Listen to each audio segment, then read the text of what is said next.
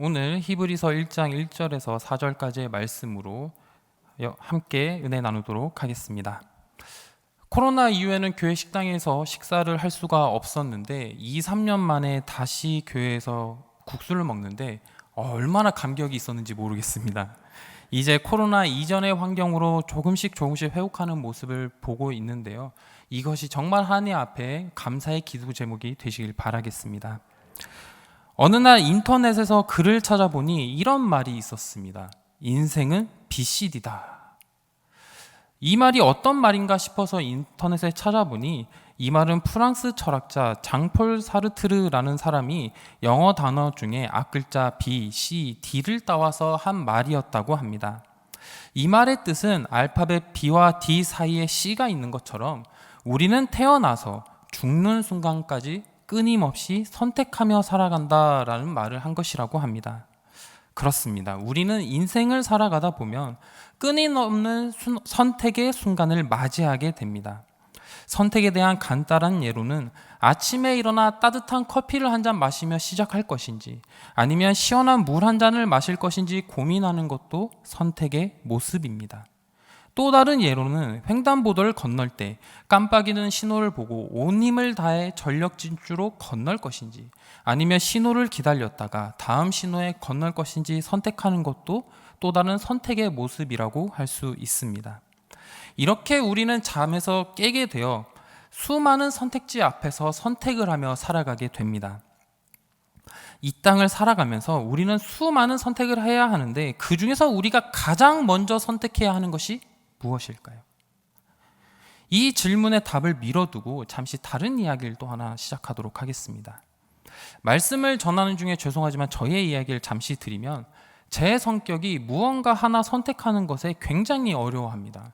그렇기 때문에 카페에만 들어가면 그렇게 힘들 수가 없습니다. 카페에 들어가면 메뉴판에 수많은 메뉴들이 적혀져 있습니다. 메뉴판이 저에게 화를 낸다거나 짜증낸다거나 이상하게 행동을 하진 않지만 메뉴판 앞에만 서면 무엇을 주문해야 하는지 머리가 멍해지고는 합니다.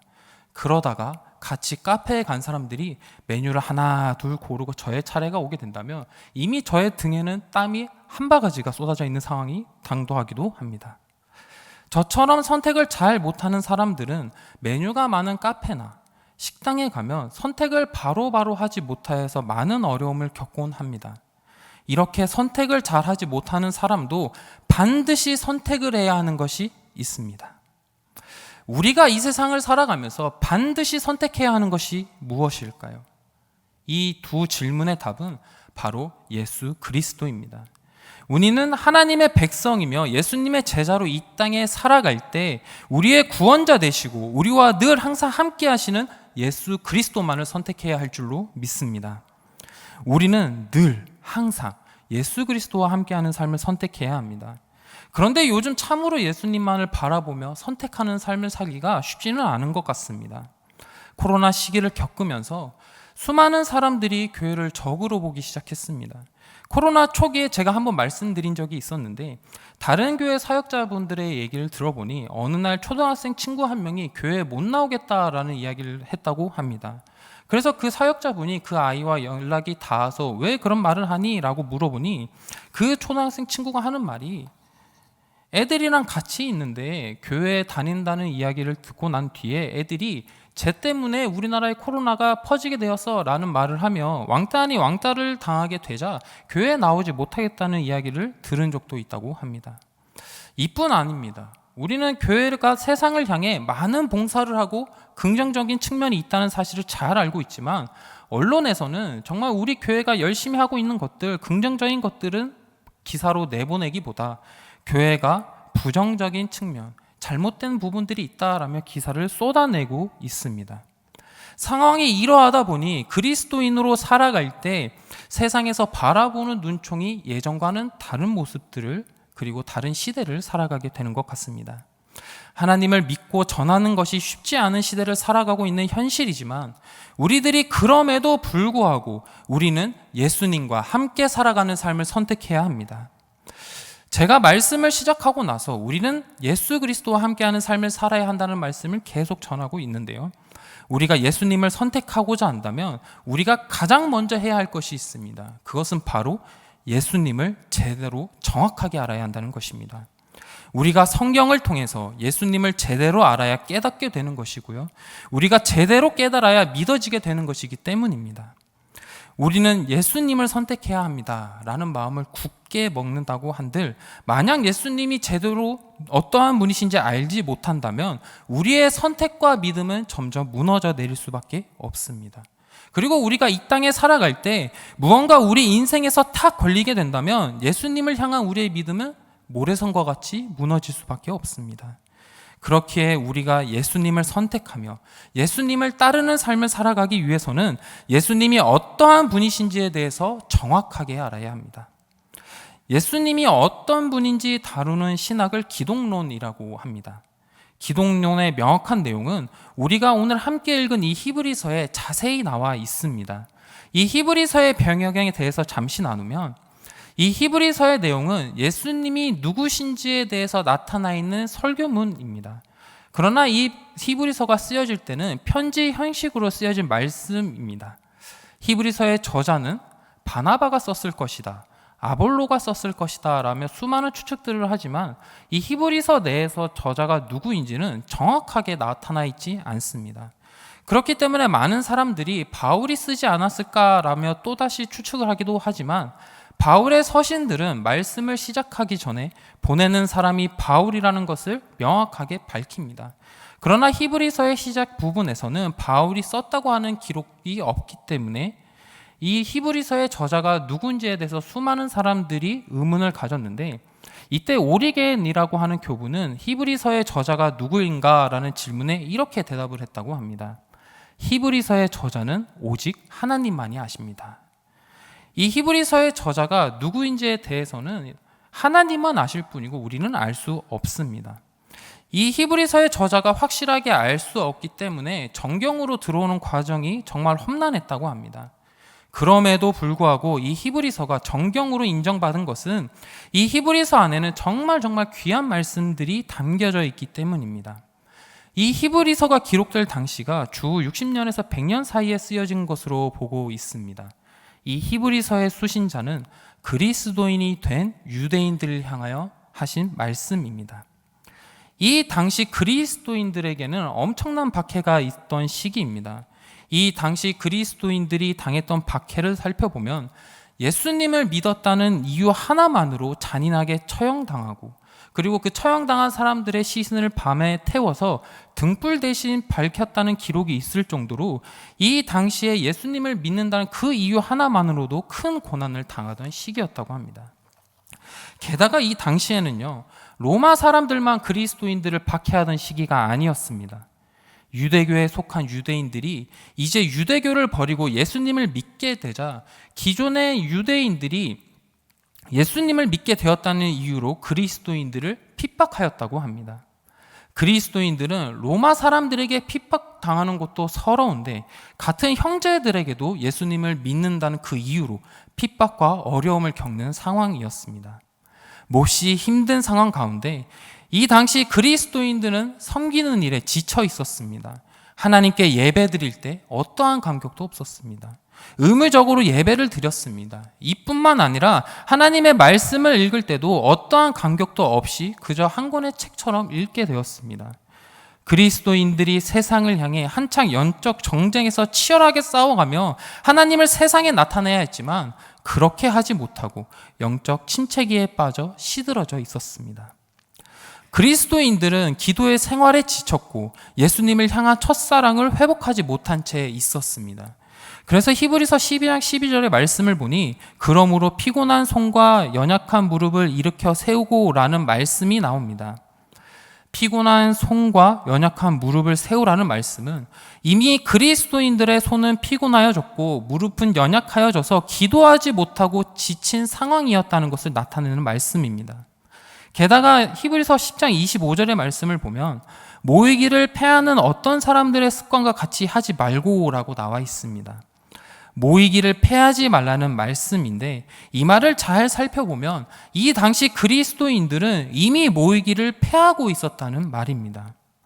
그리스도인들은 모이기에 힘써야 합니다. 그리고 하나님께 예배드려야 하는 것에 집중해야 합니다. 그러나 이제 지친 유대인들은 예배를 드리지 않고 모임을 패하기 시작했다는 것입니다. 이 당시 그리스도인들은 예수님과 함께하는 삶, 하나님의 말씀대로 살아가는 삶을 살아가야 하고 선택해야 했지만 그들이 겪고 있는 지독한 위협 앞에서 무기력해지며 공동체를 떠나 예수님과 함께하는 삶이 아니라 다른 삶을 살고자 했던 모습들을 나타내었습니다. 그래서 이 히브리서는 힘들고 어려운 상황 가운데서 더 이상 예수 그리스도를 선택하지 않고 떠나가는 사람들을 향해 예수님이 어떠한 분이시고 예수님의 본성이 무엇인지에 대해 정확하게 이야기를 해주며 우리의 상황이 어렵고 힘들다고 할지라도 세상의 유익에 굴복하지 않고 예수 그리스도를 선택하여 예수님과 함께 살아가야 함을 말씀하는 말씀입니다. 예수님이 어떠한 분이신지에 대해서 명확하게 말씀을 해주시고 그 예수님이 우리와 함께하고 있다는 사실을 말씀해 주시는 말씀이기에 이 히브리서는 현대를 살아가고 있는 그리스도인들에게 어찌 보면 반드시 필요한 말씀입니다. 이 히브리서의 목적은 예수 그리스도를 버리고 떠나가는 유대인들을 향하여 예수 그리스도에 대해 정확히 알고 하나님께 다시 오기 위한 목적으로 쓰인 말씀이기 때문에 예수님과 유대교를 비교하는 말씀들이 자주 나타나게 됩니다. 히브리서 1장 1절의 말씀입니다. 하나님께서는 옛적의 선지자들을 통해 여러 부분과 여러 모양으로 조상들에게 말씀하셨다고 합니다. 하나님은 사람들을 향해 침묵하시고 멀리 떨어져 계시는 분이 아니었습니다. 옛적부터 하나님께서는 사람들에게 사랑을 호소하시기도 하셨고 질책하시기도 하셨고 명령하시기도 하셨으며 이야기를 나누시는 분이 하나님이었습니다. 여기서 나타난 이 옛적이라는 말은 구약시대를 이야기합니다. 그래서 1절의 말씀은 구약시대에 많은 선지자들을 이 땅에 보내주셨고 하나님은 사람들과 이야기하셨습니다. 하나님께서는 이 선지자들을 통해 하나님의 말씀을 전할 때 여러 부분과 여러 모양으로 말씀을 선포하게 하셨습니다. 그리고 2절에 보면 이 모든 날 마지막에는 아들을 통하여 우리에게 말씀하셨다고 합니다. 이 마지막 날에 아들을 통해 말씀하신다고 하는 이 말씀은 이 아들이 예수님이라는 사실을 우리에게 알려줍니다. 구약 시대에는 선지자들을 통해 하나님의 말씀을 전하게 하셨다면 하나님께서 이 마지막 날에는 하나님의 아들이신 예수님을 통해 말씀을 전하신다는 것입니다. 그래서 이 1절의 선지자들과 2절의 예수님을 나타냄으로써 예수님이 어떠한 분이신지에 대해서 선지자들과 비교하는 말씀입니다. 선지자들은 하나님의 말씀을 전할 때 하나님께서 조각조각 한 부분에 대해서 전하게 하셨습니다. 이 말씀은 선지자들이 하나님의 말씀을 전할 때 불완전하고 뭔가 자기만의 이야기를 전한 것처럼 했다는 말이 아닙니다. 하나님의 필요에 의해서 선지자들은 하나님께 받은 말씀 한 조각 한 조각으로 하나님의 말씀을 선포하였습니다. 그러나 예수님은 이 땅에 오셨을 때 하나님의 아들로서 하나님의 본체로서 이 땅에 오셨고 하나님의 계시가 완성되었습니다. 그렇기에 하나님께서는 마지막 날에 선지자를 통하여 말씀하신 것이 아니라 아들이신 예수 그리스도를 통하여 우리에게 완전한 말씀을 전하게 하셨습니다. 유대인들에게는 이 선지자들의 위엄이 대단했습니다. 오늘날에도 모세와 엘리야와 같은 위대한 선지자들의 말씀을 읽으면 수천 년이 지났음에도 불구하고 그들의 위엄이 오늘날에도 느껴지기도 합니다. 그렇게 유대인들에게 이 선지자라 함은 대단한 하나님의 종으로서 칭송받는 사람들이었습니다. 그러나 히브리서는 유대인들에게 이야기합니다.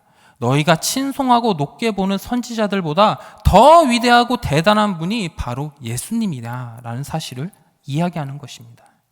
오늘날 우리도 이 땅을 살아가는 데 있어서 기억해야 하는 것은 어떠한 사람을 칭송해서는 안 됩니다. 우리가 오직 집중하고 칭송하고 경배하리는 예수 그리스도밖에 없음을 믿으시길 바랍니다. 이어서 예수님이 어떠한 분인지에 대해 나와 있는데요. 예수님을 이렇게 시작합니다. 2절 말씀입니다. 이 아들을 만유의 상속자로 세우시고 또 그로 말미암아 모든 세계를 지으셨느니라. 예수님은 만유의 산속자라는 것입니다. 예수님이 이 땅에 오셨을 때 이 세상 모든 것을 하나님으로부터 상속받으셨습니다. 그리고 예수님으로 말미암아 이 모든 세계를 지으셨다고 합니다. 하나님께서는 이 세상을 창조하실 때 하나님 홀로 이 세상을 창조하신 것이 아닙니다. 하나님은 창조하실 때 삼위일체의 하나님, 예수님, 성령님을 통하여 이 세계를 창조하셨습니다. 그리고 예수님이 이 세상을 창조하시는 분이라는 사실을 우리는 또한 믿어야 합니다. 예수님은 만유의 상속자로 오셨으며 이 세상 모든 것을 창조하신 분입니다. 우리는 이 사실을 믿어야 하며, 그리고 예수님은 이 세상 그 누구도 할 수 없는 일을 하셨던 유일하시고 능력의 주님이라는 사실을 또한 믿어야 합니다. 우리 사랑하는 성도님들은 2절을 통해 예수님이 만유의 상속자시며 모든 세계를 지으신 분이라는 그 진리의 말씀을 글로만 익혀지는 것이 아니라 우리의 마음으로 믿어지는 성도님들이 되시길 예수님의 이름으로 축원합니다. 이제 3절을 통해서 예수님이 어떠한 분이신지에 대해서 계속 살펴보도록 하겠습니다. 3절, 이는 하나님의 영광의 광채시요 그 본체의 형상이시라. 예수님은 하나님의 영광의 광채시다라고 말씀하십니다. 여기서 말하는 영광을 하나님을 나타내는 여러 가지 칭호들 중에 하나로서 위대하시고 장엄한 하나님을 나타내는 표현입니다. 아들이신 예수님은 하나님의 영광의 광채시고 하나님이 실제로 어떠한 분이신지 알려주시는 빛을 발산하시는 분입니다. 그리고 예수님은 본체의 형상이라고 합니다. 이 본체의 형상으로 번역되는 헬라어 단어의 의미를 찾아보면 도장과 관련되어 있다고 합니다. 우리가 도장을 만들게 되면 도장 밑면에 각인을 하게 됩니다. 그리고 그 도장을 인주에 묻혀서 찍게 되면 도장의 각인과 찍힌 자국은 일치하게 됩니다. 도장 밑면에 만약에 신약이라고 각인을 한 다음에 인주를 묻혀서 찍게 되면 신약이라는 자국이 남게 되는 것입니다. 이처럼 예수님은 본체의 형상이라고 하는 말씀을 통해 하나님과 완전히 동일한 분이라는 사실을 나타내는 말씀입니다. 예수님은 이 땅에 오셨을 때 하나님의 말씀으로 이 땅에 오신 것이 아닙니다. 예수님이 이 땅에 유일한 오직 단 하나밖에 없는 하나님의 말씀으로 오셨기 때문에 예수님을 통해 하나님이 가장 선명하게 우리에게 드러나셨습니다. 예수님이 오시기 전에는 희미하게 하나님을 우리가 보았다면 이제 예수님이 이 땅에 오심으로 인해 우리는 예수님 안에서 하나님과 얼굴을 맞대어 볼 수 있게 되었고 하나님을 온전히 알 수 있게 되었습니다. 예수님은 완전한 하나님의 본체이시기 때문에 예수님을 통해 하나님이 누구신지 우리는 알 수 있게 되었습니다. 그렇기에 우리는 어떠한 유익에도 눈을 돌리며 다른 것을 선택하지 않고 오직 예수님만을 선택하여서 예수님의 말씀대로 살아가야 할 줄로 믿습니다. 이어서 예수님이 어떠한 분이신지 3절의 뒷부분을 계속해서 읽도록 하겠습니다. 그의 능력의 말씀으로 만물을 붙드시며 죄를 정결하게 하는 일을 하시고 높은 곳에 계신 지극히 크신 이의 우편에 앉으셨느니라. 그 다음 예수님이 어떠한 분이신지 보니 능력의 말씀으로 만물을 붙드시며 죄를 정결하게 하시는 분이라고 합니다. 능력의 말씀으로 만물을 붙드셨다는 것은 예수님께서 능력의 말씀으로 세상의 모든 만물을 지탱하시며 우리를 선한 길로 인도하신다는 것입니다. 예수님은 우리가 나쁜 길, 악의 길, 죄의 길로 빠져 헤매는 것을 원하시는 분이 아닙니다. 말씀으로 만물을 붙드신 예수님은 오늘도 우리가 올바른 길을 갈 수 있도록 인도해 주시는 분이신 줄로 믿습니다. 만물을 붙드신 예수님은 우리의 죄를 정결하게 하신다고 합니다. 만유의 상속자시며 하나님의 아들이자 하나님의 본체시며 계시의 완성자였던 예수님께서 이 땅에 오셨을 때 놀라운 일이 일어나게 되었습니다.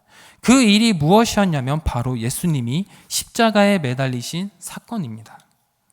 왜 예수님께서는 십자가에 매달리셨습니까? 우리의 죄, 나의 죄를 대신해서 십자가에 매달리셨습니다. 이렇게 엄청난 분이 고작 나의 죄 때문에 십자가에 매달리셔서 피와 물을 한 방울도 남김없이 쏟아내시고 돌아가시게 되셨습니다. 왜 나의 죄 때문에 돌아가셨습니까? 바로 나를 사랑하시기 때문입니다. 예수님께서는 여기에 계신 모든 분들을 사랑하시기 때문에 자신이 고통당하사 십자가에 못 박혀 돌아가심으로 우리의 죄를 정결하게 만들어 주셨습니다. 만유의 상속자시며 하나님의 본체이시며 이 세상 모든 만물보다 뛰어난 예수님께서 나를 위해 십자가에 매달려 돌아가셨습니다.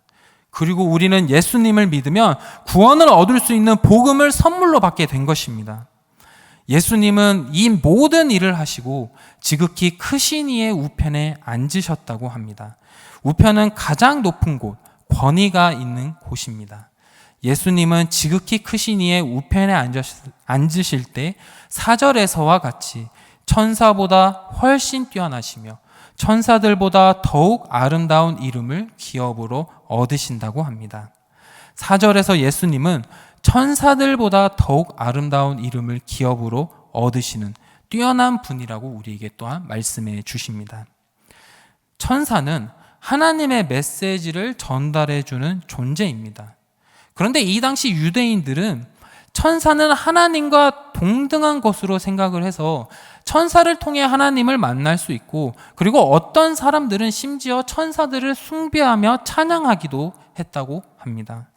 그러나 4절의 말씀을 보니 예수님은 천사들보다 더 뛰어나신 분이라고 합니다. 그렇습니다. 천사는 하나님의 메시지를 전달해 주지만 예수님은 하나님 그 자체이시기 때문에 예수님은 이런 천사들보다 더 높으신 분이며, 우리가 온전히 예배드려야 하는 분은 천사가 아니라 예수님입니다. 우리는 예수님만을 섬기고 예배드려야 할 줄로 믿습니다. 히브리서 1장 1절과 4절까지의 말씀을 통해 예수님은 어떤 분이신지에 대해서 나눴습니다. 예수님은 만유의 상속자이십니다. 그리고 예수님은 태초에 세상을 창조하셨을 때 함께 창조주 되시는 분이 예수님입니다. 또한 예수님은 하나님의 아들이자 하나님의 본체의 형상으로 하나님과 동등한 분이십니다. 그리고 이런 예수님께서 만물을 붙드셔서 우리를 항상 선한 길로 인도하십니다. 또 예수님은 우리의 죄를 대신하여 십자가에 매달리시는 엄청난 사건을 통하여서 우리의 죄를 깨끗게 하시는 분이셨으며, 부활하셔서 죽음마저도 승리하신 분이 예수님입니다. 그리고 천사와 비교할 수 없을 만큼 뛰어난 분이시며 이 세상 모든 경배와 찬양을 다 받으셔야 하는 분이 예수님입니다. 히브리서 1장 1절과 4절은 이렇게 예수님이 어떠한 분이신지 현재를 살아가고 있는 우리에게 말씀해 주십니다. 오늘날 우리의 상황을 되돌아보면 히브리서가 쓰여질 당시의 유대인들의 상황과 비슷합니다. 유대인들이 핍박받고 어려움을 겪은 것과 같이 오늘날 우리도 코로나 시기를 겪으며 예수님을 믿는 삶을 살아갈 때 참 많은 어려움을 겪게 되었습니다. 그리고 내가 예수님을 믿는다는 이유로 가족들과 주변 사람들에게 눈총을 받으며 어려움을 겪을 때가 많았습니다. 이런 어려움들을 만나고 지칠 때 유대인들에게 그랬던 것과 같이 마귀들이 우리의 틈으로 들어와 우리가 예수님을 버리고 예수님을 떠난 삶을 살도록 유혹하는 것이 연속이었습니다. 마귀들은 우리에게 항상 이야기합니다. 예수님과 함께 살아가면 행복하고 좋을 것 같니? 아니야. 예수님을 떠난 삶은 주변 사람들과 충돌도 없고 더 평안하고 좋은 삶을 살 수 있어라며 우리를 매일 유혹을 합니다. 이런 유혹 가운데서 우리가 마귀의 유혹을 이겨내고 끝까지 승리하는 삶으로 하나님께 영광 돌리기 위해서는 우리는 예수님이 누구신지에 대해서 명확하게 알고 믿어야 합니다. 예수님을 명확히 알고 믿음으로써 우리는 이 세상 살아갈 때 예수님을 선택할 것이냐 아니면 예수님을 떠난 삶을 선택할 것이냐라는 질문 앞에서 우리는 예수님과 함께하는 삶을 선택할 수 있을 줄로 믿습니다. 이제 마지막으로 예수님을 선택한 사람은 어떻게 살아야 할까요? 예수님을 선택한 사람은 기도하기에 힘써야 합니다. 기도하는 것을 멈추는 것은 죄입니다. 우리의 피곤한 손과 연약한 무릎을 일으켜 하나님께 날마다 기도하여야 합니다. 그리고 우리는 모이기에 힘써야 합니다. 하나님께 예배드리고 하나님께 영광 올려드리고 하나님 안에서 교제하는 모임을 늘려나가야 합니다. 우리가 하나님 앞에 모이고 예배드리고 교제할 수 있음은 정말 큰 복입니다. 우리는 이 사실을 믿으며 하나님 앞에 하나님이 주신 마음으로 모이기에 힘써야 합니다. 이제 말씀을 마치고자 합니다. 우리 사랑하는 성도님들은 이 세상에서 선택의 갈림길에 도착하였을 때 우리가 선택해야 하는 것은 다른 것이 아닙니다. 이 세상에서 주는 유혹이 아닙니다. 이 세상 어떠한 것을 우리가 선택하는 것이 아니라 우리가 반드시 선택해야 하는 것은 예수 그리스도입니다. 그리고 예수 그리스도와 함께하는 삶을 살아가야 할 줄로 믿습니다.